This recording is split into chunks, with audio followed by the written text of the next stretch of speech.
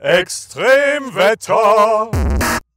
Ja, Tag zusammen und herzlich willkommen zur Extremwetterabrechnung. Wir gucken uns heute an, wer hat gut gewettet, wer hat recht gehabt, ja, wer war spannend, wer war langweilig. Wir gucken uns ganz genau an, wo sind die Loser und wo sind die Gewinner.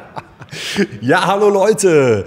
Und um dem Ganzen auch den richtigen Rahmen zu geben, unserer supergeilen Extremwetter-Aktion aus der letzten Saison, sitzen wir hier im Gaffel am Dom. Das habt ihr natürlich direkt gesehen. Und die Sache hat uns so wahnsinnig viel Spaß gemacht. Wir haben tolle Wetten erlebt. Manche haben sich schon relativ schnell entschieden. Andere haben tatsächlich bis zum letzten Spieltag gedauert, bis überhaupt feststand, wer hat gewonnen, wir oder unser Wettkandidat. Und um dem Ganzen jetzt auch schon so die nächste Dimension zu geben, gehen wir noch einen Schritt weiter und haben einen Stammtisch ausgerufen, einen Extremwetter-Stammtisch, der ab sofort dann voraussichtlich immer hier im Gaffel am Dom stattfinden wird. Und jeder ist herzlich willkommen, der mit uns schon gewettet hat, der zukünftig mit uns wettet. Und auch wer ansonsten Lust hat, kommt einfach vorbei. Ja, und wo wir schon beim gemeinsamen Kölsch trinken sind, darf eine Sache natürlich nicht fehlen, nämlich 2 Kölsch auf den Aufstieg! den Aufstieg! Als Spitzenreiter! Prösterchen, Leute!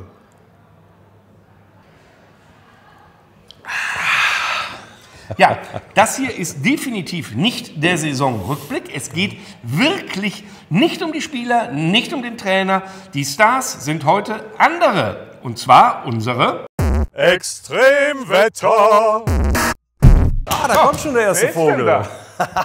Der Till! Ja, Klappstuhl Till! Klappstuhl Till. Oder wie wir sagen, Extremloser.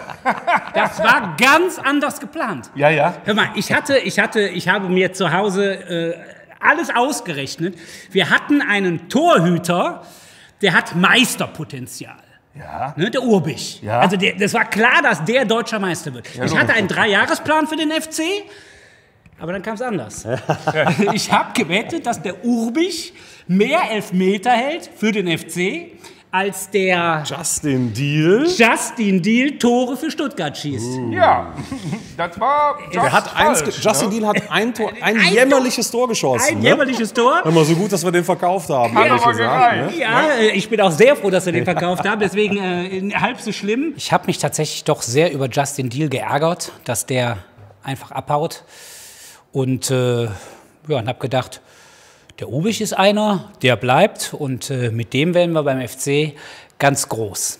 Ich hatte jetzt nicht mit Herrn Struber gerechnet. Ja, schon sehr verwirrend, wenn man sieht, dass der Urbich ja jetzt weggegangen ist in den Süden. Und das hat er auch sehr erfolgreich jetzt gemacht. Da dürfen wir auch mal gratulieren von der Seite aus. Kölsch Jung. Und ja, ansonsten... Elfmeter hat er trotzdem keinen gehalten. Nee, nicht bei uns. Ja, was soll ich sagen, ist eine relativ freche Wette von einem relativ frechen Typen. Der begleitet mich auch schon das ein oder andere Jahr. Ich kriege auch nur freche Sprüche von dem. Dementsprechend war es nicht ganz ernst zu nehmen. Jonas Urbich, natürlich ein Talent. Mich persönlich hat er leider gar nicht überzeugt. Aber den FC Bayern München hat er überzeugt. Dementsprechend durfte er sehr, sehr viele Spiele für die bestreiten. Wette Jonas Urbich gegen Justin Deal. Oh, schwierige Wette, muss man sagen. Wenn man den Verlauf kennt, muss ich selber da Till dich unterstützen. Keinen Elfmeter halten, denn ich weiß gar nicht, ob es einen gegen ihn gab. Und wenn doch, hat er ihn auf jeden Fall reingelassen. Justin Deal hat getroffen. Ich hätte es auch nicht für möglich gehalten, er hat getroffen. Wette verloren und wie so oft im Leben, Till. Heute bist du der Verlierer. Nächste Saison werde ich mal mein Hirn einschalten, bevor ich wette, weil ich wollte ja eigentlich gar nicht, dass der Gegner einen Elfmeter kriegt, ne? Und dass der Kollege dann gehalten hätte, ja meine Güte, ne? Wer schon zu Bayern geht, hätte bestimmt auch nicht diesen Elfmeter gehalten. Also von daher, nächste Saison denke ich ein bisschen nach und bin natürlich wieder dabei. Wette leider verloren, die 2 Kölschis haben mal wieder recht behalten und auch du hast deine Wette verloren. Ausverlieren? Prösterchen. Nix, wir verlieren nicht mehr. In der ersten Liga Wir verlieren zusammen und gewinnen zusammen. Wir sind ja trotzdem Gewinner, weil wir sind ja aufgestiegen. So ist es.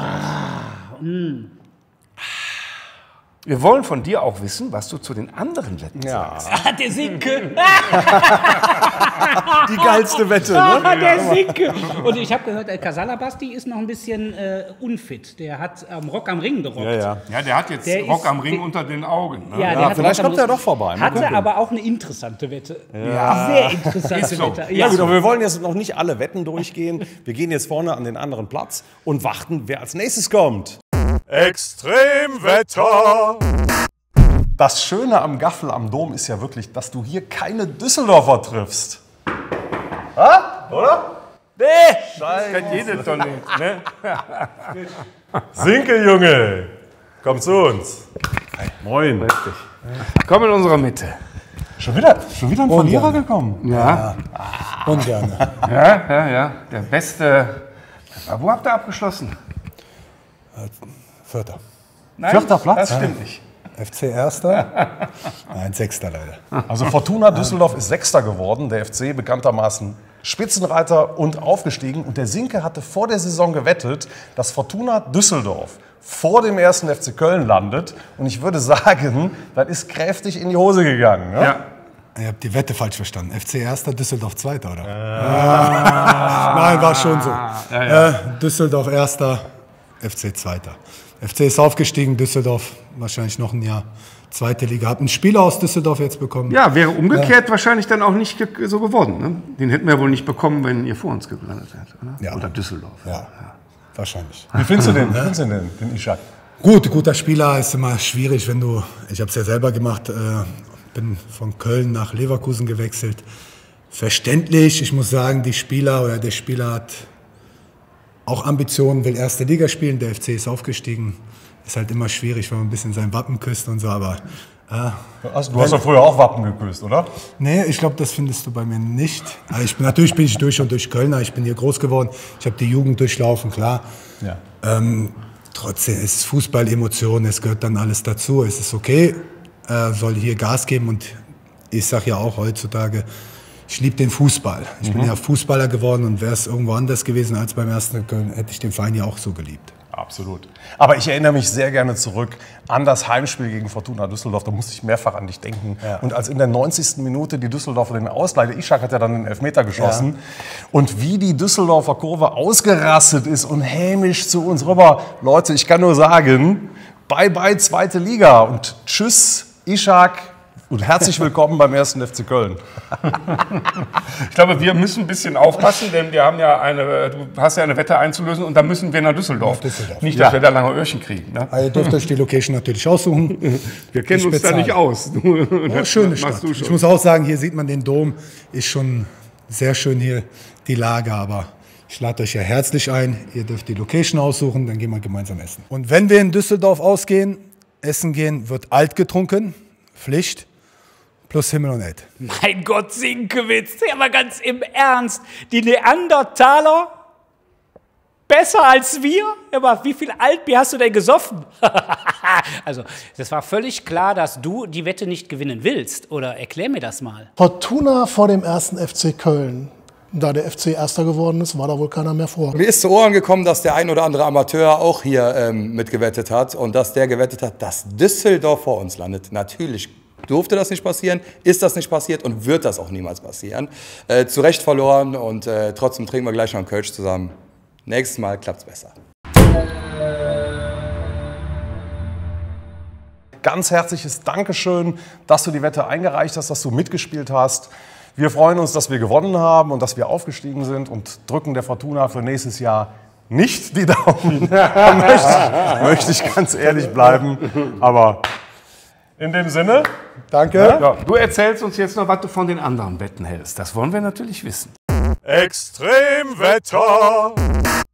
So, der Köbis hat gerade angerufen, Duo Pascal ist in der Haus. Ja, wollen wir sie reinlassen? Da sind sie ja schon. Rein, würde ich sagen. Ne? Oh. Hey. Schon wieder Extrem-Loser, ne? Das Die sind nächsten ja zwei, Extrem-Loser. Ne? Kann das sein, dass ihr verloren habt, ihr Lieben? Ja. Konrad, Junge. Ja, da sind wir wieder. So, also, ja, hat nicht geklappt, ne, oder? Ja, bei uns hat es nicht geklappt, ja. Ist aber nicht so schlimm. War auch nicht so knapp, oder? Nee, ich muss zugeben, ich weiß gar nicht, wie viel Gelbe sie am Ende gekriegt haben. Nö, waren über 80 auf jeden Fall. Okay, ne? ja, ich habe irgendwann danach 48 aufgehört mitzuzählen, weil ich wusste, es ist gelaufen. Also ihr hattet gewettet, 48 gelbe Karten. Wenn wir mehr kriegen, dann habt ihr gewonnen. Und wenn wir weniger kriegen, haben wir gewonnen. Ne? Richtig, genau. So, und wie viel sind es geworden? 78? Ja, es sind knapp 80 geworden, 80? tatsächlich. Ja. Das ist ja unglaublich. Ne? Ist es normal, dass man heutzutage so viele gelbe Karten kriegt? Dass der FC jetzt vielleicht ein paar mehr gelbe Karten kriegt, das sollten wir alle wissen. Denn schließlich, da wo Qualität nicht vorhanden ist, muss man ein bisschen treten. Und so haben wir es auch gemacht. Ne? Wir haben ein bisschen mehr getreten, als du gewettet hast. Das war aber auch wirklich niedrig angesetzt. Also ich glaube, ich habe in meiner B-Jugendsaison damals schon alleine 40 gelbe Karten und ein paar rote bekommen.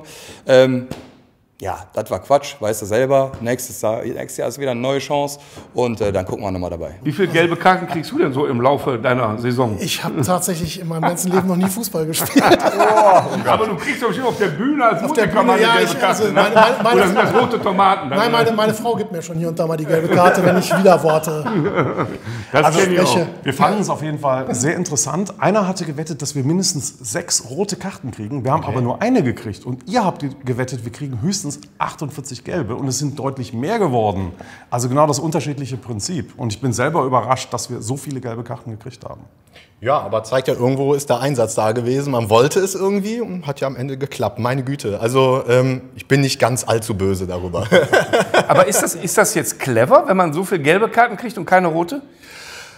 Das kommt ja dann auf die Spielsituation an. Also ich habe so einige Spiele verfolgt, wo sich jemand eine rote gefangen hat und danach ist das Spiel den Bach runtergegangen mit 10 gegen 11.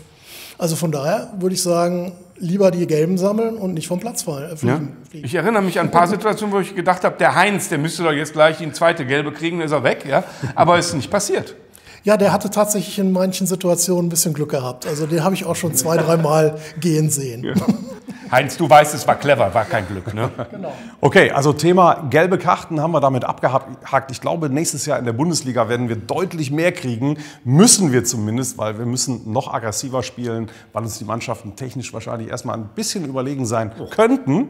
Oder? Was meinst du? Ja, also nein. Okay, Ich gut. glaube, es wird von Jahr zu Jahr schwieriger für die Aufsteiger. Ja. Das war eigentlich eine Idee von Pascal. Der hat gesagt, wir wetten auf gelbe Karten und hat mir dann einfach eine Zahl an den Kopf geschmissen. Du, Pascal, der ist, glaube ich, Lehrer in Leverkusen.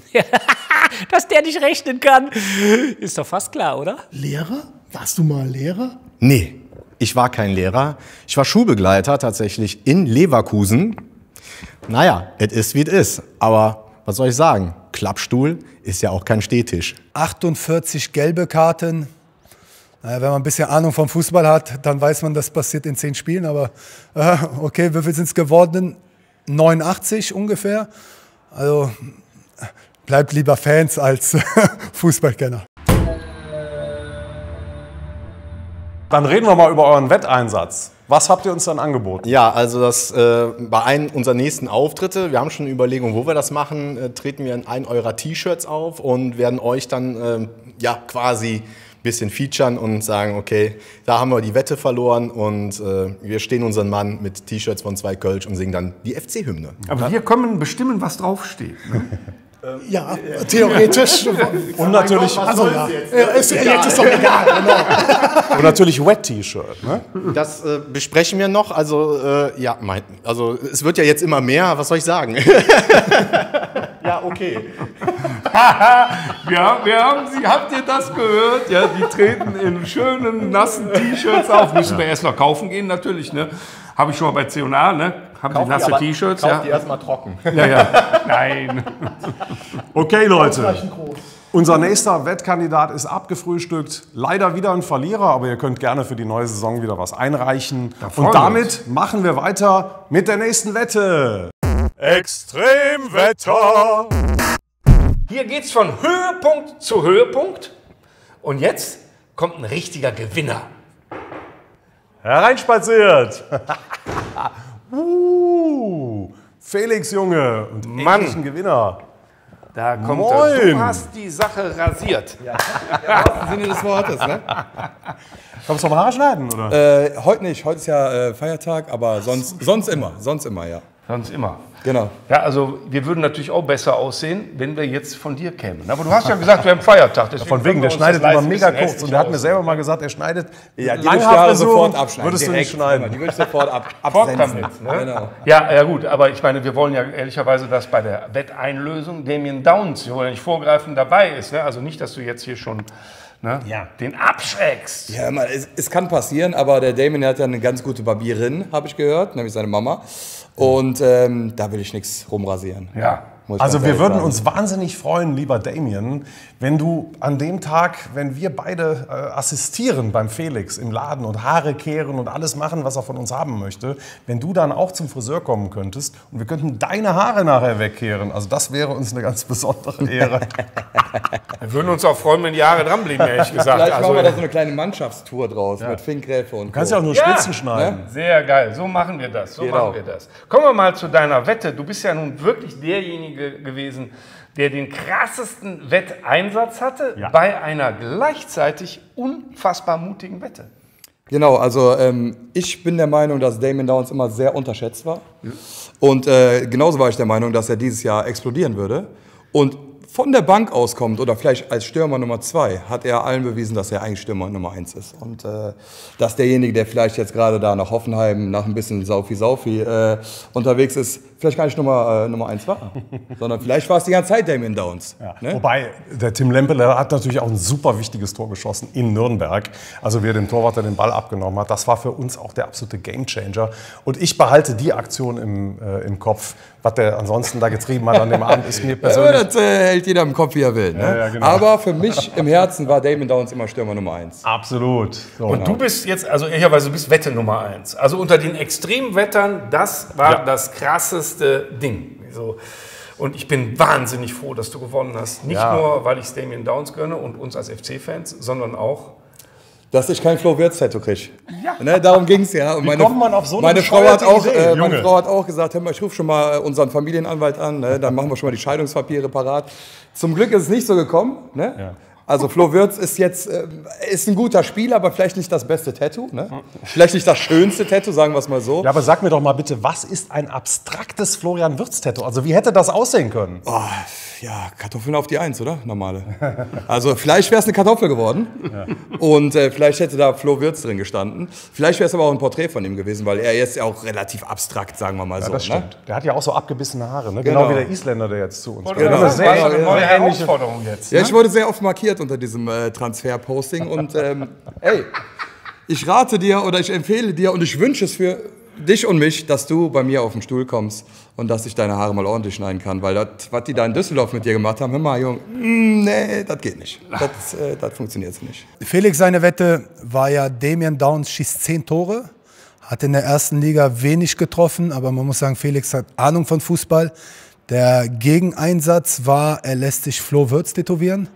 Man muss dazu sagen, an seinem Körper würde das Tattoo gar nicht auffallen, weil da so viele Tattoos sind. Aber dann hätte ich es auch gemacht, diese Wette. Aber Gratulation an Felix, ein Fußballkenner. Damien Downs, 10 Tore. Hammer, Punkt. Punktlandung. Absolut. Geil. Bitte bleiben, unterschreiben, verlängern, egal was ist. Schlaue Wette. Er hat nämlich auf den Stürmer gesetzt, der nicht Daydrinking macht. Also Hut ab, richtig gewettet. Cool. Ich bin auch froh, dass ich gewonnen habe. Ja, also absolut. Also ich hätte mir das selber nie verziehen, dass man so einen Quatsch in die Welt setzt und du musst dann damit rumlaufen. Also das wäre, ich weiß es nicht. Wie war das denn? Es gab ja eine Phase, da hatte er 9 Tore geschossen und dann tat sich wochenlang gar nichts. Hast du Schiss gekriegt, dass es noch irgendwie nicht, der war ja auch verletzt da. Ne? Ja, also ich habe ja so den ein oder anderen Kontakt in die Mannschaft und ich habe da versucht, so ein bisschen vielleicht nochmal die letzte Motivation rauszukitzeln. Lag natürlich nicht immer an ihm, ne? Wenn er nicht aufgestellt wurde, konnte er nicht treffen, ganz klar. Aber man hat das Feuer in seinen Augen gesehen, man hat das gesehen, dass er wirklich für mich quasi auch die 10 Tore machen möchte. Für sich vielleicht auch ein bisschen, aber ja, er hat es geschafft. Ich bin froh. Meine Frau bleibt mit mir zusammen. Ne? Alles gut. Ja. Und ihr müsst bei mir fegen, ne? Vor allem. Ja, das ist es. Wir sind jetzt wie machen wir das denn überhaupt? Wann sollen wir denn dann da sein? Morgens um 9 oder wann müssen wir da sein? Also ich fange um 10 an. Ja. Also ich persönlich fange auch ganz gerne mal um 8 an. Aber ich würde euch um 10 Uhr antanzen lassen. Und dann wird der erste Kaffee gemacht. Ne? Dann gibt es vielleicht Also noch für Kölsch uns erstmal. dann der Kaffee. Genau, da wird erstmal ein Kölsch vielleicht auch getrunken zum Anfang. Ja. Und dann starten wir ganz zu Hause. entspannt in diesen Tag rein. Ne? Sehr cool. Ja, Ja, freuen wir also uns. wir freuen uns Freuen wir uns sehr, drauf. sehr, sehr darauf. Ne? Ich auch. Und jetzt wollen wir natürlich von dir wissen, was hältst du denn von den ganzen anderen Vögeln, die hier so gewettet haben? Das machen wir aber. Machen wir drüben. Jo, drüben. Jo. Danke auf jeden Fall, dass du mitgemacht hast mit dieser geilen Wette. Und es hat wahnsinnig viel Spaß gemacht. Und wenn dir für die neue Saison was einfällt, immer her damit. Und Aber nicht mehr so, wo wir so Angst haben müssen. bis gleich. Extremwetter. Jetzt müssen wir mal über Gladbach sprechen. Ne? Was? Wieso das denn? Ja, wir haben eine Wette am Laufen gegen Gladbach. Ne? Der Mario hat ja gewettet, dass der erste FC Köln mehr Tore schießt in der zweiten Liga als Gladbach in der ersten. Ja. Und was ist passiert? Hätte nicht geklappt. Aber wenn man den DFB-Pokal mitrechnet, Ja.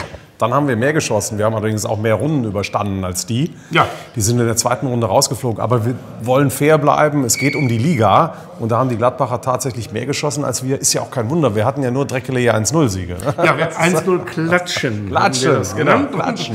Das hat mir große Freude bereitet, das muss ich schon sagen. Und der Mario hat natürlich einen wunderbaren Wetteinsatz gebracht. Ja. Der muss nämlich jetzt vor einem der nächsten Heimspiele im Junker, seinem Bütchen, im Tütü muss der zapfen. Das finde ich Und nachher im saugeil. Tütü mit uns ins Stadion gehen. Mehr Tore als Gladbach. Ja, nächste Saison. Ja, war jetzt auch relativ nah dran. Also kann man mal wetten. Ja, was soll ich sagen? Gladbach und Köln, der Vergleich, der hinkt ein bisschen. Gladbach hat schon ein bisschen mehr Qualität in ihren Reihen als wir, so leid wie es mir auch tut. Mir blutet das Herz, wenn ich das sage. Allerdings, in der zweiten Liga ist es auch etwas einfacher, vielleicht ein Tor zu machen. Trotz dessen haben wir es nicht geschafft, mehr Tore zu machen als Gladbach.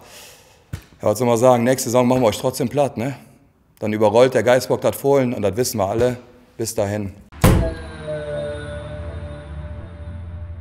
Und lieber Mario, das war eine super Wette, die du eingereicht hast. Es hat leider nicht geklappt. Also für uns hat es, für dich hat es nicht geklappt. Aber du versuch es doch noch mal nächstes Jahr. Und in der ersten Liga werden wir bestimmt mehr Tore schießen als die Gladbacher. Ja. Da liegt ja auch ziemlich viel in Trümmern gerade. Also sie sind ja auch super unzufrieden mit Trainer, mit der Saison. Die hatten eine Grottensaison. Und ich glaube, nächstes Jahr liegen 2 schöne Derbys vor uns. Ja, und als Teil des Extremwetter-Stammtischs darfst du natürlich eine Wette sowieso einreichen. Ja, Ne? Bei den jederzeit. anderen werden wir uns das anschauen. Also schickt eure Wetten ein, ob sie dann angenommen werden. We will see.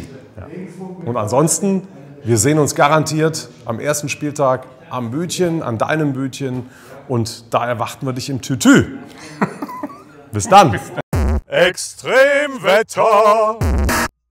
So, wir kommen zur nächsten Wette und da geht es um Mallorca, da geht es um Urlaub und ich sage jetzt schon so viel, wir haben diese Wette auch gewonnen und wir haben einen Flug gewonnen. Wir werden nach Mallorca geflogen. Was ist das bitte für ein unglaublicher Gewinn? Und dafür sagen wir ganz herzlichen Dank an den lieben Daniel und worum es ging, das schauen wir uns jetzt gerade nochmal an. Hi ihr zwei Kölsch, hier ist Daniel. Ich glaube, der FC wird ab jetzt noch viel aggressiver spielen und deswegen wette ich, dass im Laufe der Saison mindestens 6 Spieler des ersten FC Köln vom Platz fliegen. Und wenn nicht, tja, ich bin Gründer und Pilot der Kölschen Fluggesellschaft LIV und als solcher werde ich euch beide persönlich nach Malle und zurückfliegen. Wenn ich verliere, wird ja Zeit, dass ihr auch mal international unterwegs seid. Ja. 6 rote Karten.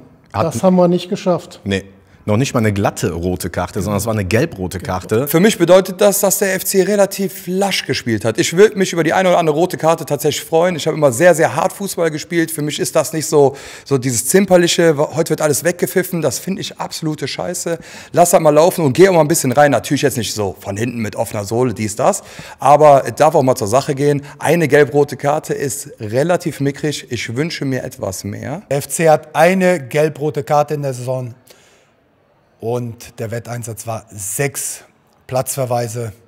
Der FC hat fair gespielt und ist seriös aufgestiegen. 6 Leute vom FC fliegen vom Platz. Hör mal, wir können Fußball spielen. Wir sind der erste FC Köln. Wir fliegen noch nicht vom Platz in der zweiten Liga. Da muss mehr kommen. Da muss mehr kommen. Ja, das hat gar nicht funktioniert. Eine einzige gelb-rote Karte, aber wir freuen uns natürlich auf die Einlösung dieser Wette ganz besonders und die werden wir dokumentieren. Da werdet ihr alle quasi mit uns fliegen und wir werden, ich weiß nicht, ob wir ins Cockpit dürfen oder wie das dann aussieht. Aber Vielleicht auch mal fliegen? Selber fliegen? Selber fliegen, ganz einfach. Ne? Mal so ein bisschen ranziehen, ne? An dem Steuerknüppel, das geht schon. Ne? Wir lassen lieber einen fliegen. Wir lassen, ja, das sagst du jetzt. Also das wird eine große, große Freude und ihr werdet alle mitbekommen, wie schön das wird. Extremwetter! Also zu allem, was wir jetzt sagen, würde ich sagen, der Rechtsweg ist ausgeschlossen. Ja? Der liebe Christian Solmecke hat ja gewettet, dass der 1. FC Köln 3 Spieltage vor Ende der Saison aufgestiegen ist. Ja. Hätte nicht geklappt. Nee. 3 Spieltage vor Schluss schon die Wette gewinnen, das machen, glaube ich, nur Juristen, die sich sehr sicher sind ihrer Wette. 3 Spieltage vor Schluss hat es jetzt nicht geklappt. Es wurde dann doch nochmal spannend, Nein, oder? die Kölner haben es spannender gemacht, als es unbedingt hätte sein müssen. Der Aufstieg wäre 3 Spieltage vor Schluss möglich gewesen, so war der Wetteinsatz. Leider hat der FC uns alle zittern lassen und ist am letzten Spieltag aufgestiegen. Wir hätten dieses riesen Nürnberg-Feeling hier im Gaffel, haben wir nämlich alle gemeinsam geschaut, nie gehabt, wenn du recht gehabt hättest. Also schade. Wir haben uns sehr, sehr schwer getan. Wir haben es am letzten Spieltag geschafft. Und ich glaube, darüber sind wir alle glücklich. Zum Glück hat es irgendwie funktioniert. Scheiß auf die Wette. Also den Prozess hast du verloren, als den ersten in deiner Karriere, vermute ich mal. Ja, also wir hätten dich einladen sollen hier im Gaffel am Dom. Ich glaube, das machen wir trotzdem gerne. Ja. So, aber musst du eines deiner Bücher spenden und die Einlösung? Müssen wir die auch lesen? Genau, wir können dann ja auslosen, wer es dann lesen muss. Ne? Also, aber, das Vorwort würde ich lesen. Ja, genau. Vielleicht dürfen Nein, wir das nächste Vorwort schreiben. Ja, das wäre auch schön. Aber dafür fährst du auch mal auswärts mit. Ne? Das hast du mir letztens versprochen, als wir uns getroffen haben in Müngersdorf beim Maifest. So, also Christian will mal mit uns zusammen auf Tour gehen. Das machen wir. Er hat die Wette erweitert, was ich sensationell finde. Ja, ihr Lieben, da muss ich wohl zugeben, ich habe meine Wette verloren. Der FC ist nicht 3 Spieltage vor Ablauf der Saison schon Meister geworden, aber wir sind Meister geworden und das ist doch das, was zählt. Meine Wettschulden werde ich trotzdem einlösen und ja, ich bin froh, ein bisschen FC-Rasen in meinem Garten haben zu dürfen. Den pflege und hege ich. Und ich möchte fast schon anschließen und die nächste Wette mit euch eingehen. Ich wette, dass wir 3 Tage vor Ablauf dieser nächsten Bundesliga-Saison den Klassenerhalt gesichert haben. Ja, man muss beim FC einfach kleine Brötchen backen. Also er wettet jetzt, dass wir nächste Saison wiederum am drittletzten Spieltag schon gerettet sind und damit nicht abgestiegen sind. Christian, wir drücken dir die Daumen. Es kann gerne auch noch ein bisschen schneller gehen. Ja, sehr gerne. Und ich glaube, jetzt haben wir fast alle Kandidaten abgefrühstückt mittlerweile. Genau. Ne? Oder haben wir noch jetzt? Extremwetter! Also was die Heike gewettet hat, das war echt geil. 61 Punkte. Und am vorletzten Spieltag hatten wir 58. Das heißt, wenn wir unentschieden gespielt hätten gegen Lautern, dann hätte es nicht gereicht, liebe Heike. Aber wir haben sie geschlagen und sind wirklich bei 61 Punkten gelandet und haben deine 60-Punkte-Marke damit sogar überschritten. Ja, was heißt denn, wir haben sie geschlagen? Die Heike haben wir nicht geschlagen. Und ich weiß noch, als die Wette reinkam, habe ich gedacht, die Heike, die ist vielleicht ein bisschen sehr optimistisch. Ne? Aber ja, 60 Punkte. Ja. Wenn du aufsteigen willst, brauchst du 60 Punkte. Brauchst du die natürlich, das ist schon klar. Ne? Aber ich habe damit nicht gerechnet. 60 Punkte, na loco, es ist doch der erste FC Köln. Natürlich machen wir 60 Punkte. Meine, die Wette gewinnt man ja doch im Schlaf. Der Wetteinsatz 60 Punkte erreicht, hat der FC, hat es geschafft mit 61 Punkten. Ja, geschafft. 60 Punkte 61. haben wir gehabt. 60 Sehr gut. war die Wette, ja. Knapp, aber erreicht. Hat gereicht für den Rest. Erster Platz in der 2. Bundesliga.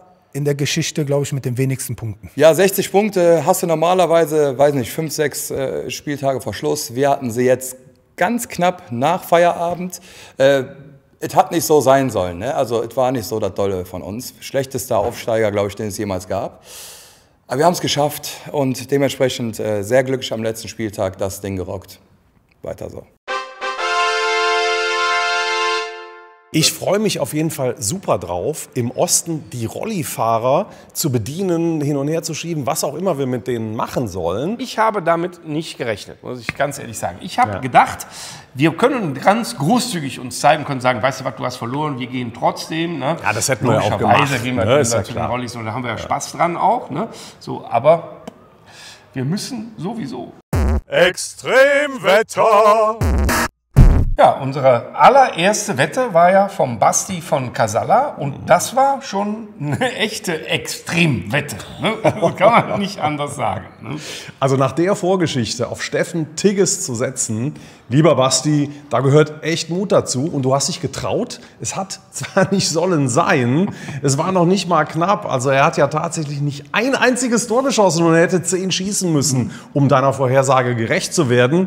Hat er nicht geschafft und ich glaube, der Steffen Tigges ist bei uns nicht wirklich auf einem guten Stern beim FC. Nein, absolut nicht. Das Lustige ist ja, jeder gönnt es ihm. Ich kenne niemanden, der nicht sagt, das ist ein leve Kerl, wäre doch super gewesen. Ja. Insofern finde ich, dass du auch das Prinzip sehr gut umgesetzt hast, ne? Weil eigentlich war es was fürs Herz. Und wenn es geklappt hätte, dann wärst du natürlich mit so einem Krönchen da rausgelaufen. Ja.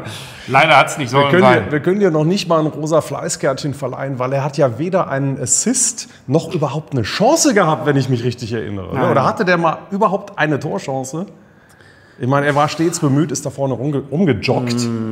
Aber ja, es ist insgesamt leider, obwohl wir uns das alle anders gewünscht hätten, absolut keine Erfolgsgeschichte. Na.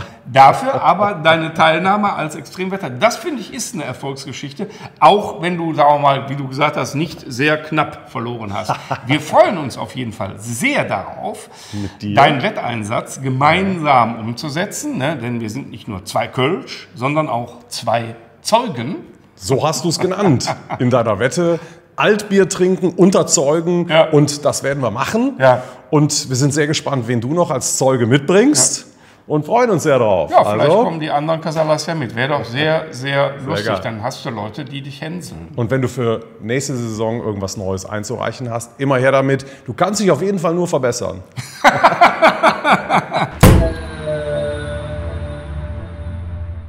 Steffen Tigges und 10 Tore in einer Saison. Bei allem Respekt. Wie kann man auf sowas kommen? Nein, das ist sehr mutig und sehr ambitioniert. Ich glaube, er hat kein einziges geschossen. Schön wäre es, wenn es weiterhin gelten würde, es gibt Freibier so lange, bis der Tigges trifft.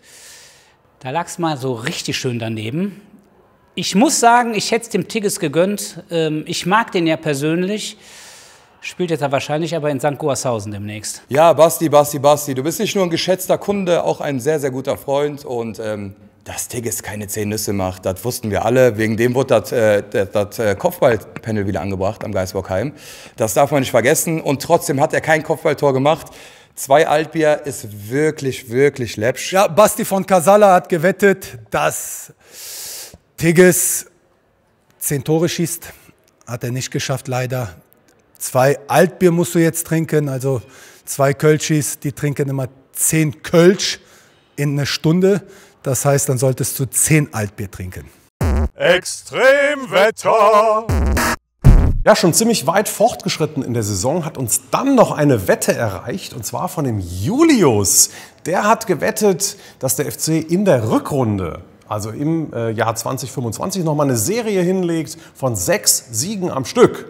Das ist uns im Übrigen ja gelungen zum Ende der Hinrunde, als wir 8 von 10 Spielen gewonnen haben und diesen Turnaround geschafft haben und überhaupt wieder nach oben gespült wurden.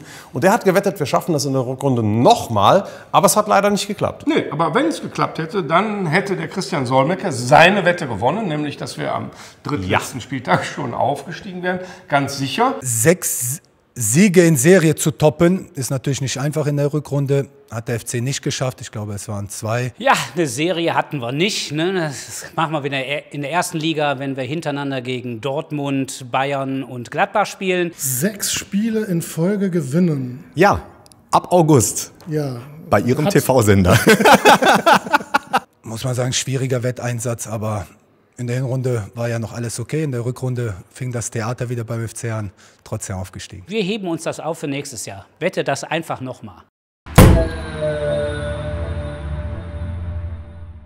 Und Julius, ganz herzlichen Dank an dich nochmal fürs Zuschicken dieser Wette. Und es ist auch nochmal ein Zeichen, dass bei uns wirklich jeder mitmachen kann. Also hier können nicht nur irgendwelche Ex-Spieler oder ja, Berühmtheiten mitmachen, sondern jeder FC-Fan ist aufgefordert, uns seine Extremwetten zuzuschicken. Und wenn muss wir die natürlich schön sein. Ne? Ja, genau. Muss gut aussehen. So, schon klar, ja, Quatsch. So, und wenn wir die Wetten gut finden, dann nehmen wir sie auch rein. Und das war beim Julius der Fall, weil wir fanden das ziemlich kreativ. Ja, so. Und das ist gleichzeitig der Aufruf, Leute, nochmal der Aufruf, ja, schickt uns eure Wetten ein und wenn sie geil sind, sind sie dabei. Und dann habt ihr quasi die Möglichkeit, in unseren Extremwetter-Stammtisch aufgenommen zu werden. Ist das nicht schön? Extremwetter! Also Extremwetter hat mir sehr viel Spaß gemacht, aber es hat mir auch schlaflose Nächte bereitet. Wie oft habe ich vor diesem Fernseher gesessen und gesagt, Damien Downs trifft dieses verdammte Tor, Junge. Teilweise wurde er vorm Tor weggezogen und es gab nicht mal einen Elfmeter dafür. Es war alles dabei. Ich habe Kontakt zu seinem Berater aufgenommen, zu seinen Mitspielern aufgenommen, zum Staff aufgenommen, dass dieser Junge wirklich motiviert wird. Er hat es geschafft. Damien, danke. Ja, Extremwetter, hat Spaß gemacht, oder? Auch wenn wir voll auf die Mütze gekriegt haben. War eine geile Saison, hat super viel Spaß gemacht. Ich habe dich ja auch immer wieder mit Statistiken gefüttert und gesagt, ja, so steht's. Und ja, wir freuen uns darauf und natürlich ganz besonders in der neuen Saison auf euren Stammtisch. Sobald meine Frau mir grünes Licht gibt, bisher habe ich sehr oft rotes Licht bekommen von ihr, wenn es um Kölsch trinken ging, würde ich sehr, sehr gerne Teil des Stammtisches sein. Kegelclub war vorgestern, Extremwetter-Stammtisch ist nächste Saison. Da sind wir dabei. Extremwetter! So Leute, es ist Zeit, Tschüss zu sagen. Wenn euch das mit den Extremwettern nur halb so viel Spaß gemacht hat wie uns, dann reicht uns das schon. Es war ganz wunderbar und ich möchte einfach mal Danke sagen an alle, die da zugeschaut haben, Spaß gehabt haben und die mitgemacht haben hier auch, ne? Und hier erschienen sind. Ja, und die auch ständig mitgefiebert haben. Und wir haben das ja auch in den Kommentaren bei Facebook, in den sozialen Medien. Also es haben viele andere ja auch mitgefiebert und haben das verfolgt und haben es kommentiert und haben die Zwischenstände bewertet und die Chancen, die die einzelnen Leute noch hatten. Und beim einen waren sie schlechter, beim anderen waren sie besser. Der eine war lang dabei, der andere war direkt raus. Aber uns hat es tatsächlich bis zur letzten Sekunde einen wahnsinnigen Spaß gemacht. Und deswegen auch von meiner Seite ganz herzlichen Dank für die Teilnahme. 2 Kölsch auf den Klassenerhalt. Ja. Erstmal auch nochmal auf den Aufstieg, ne? Und auf den Klassenerhalt. Prost.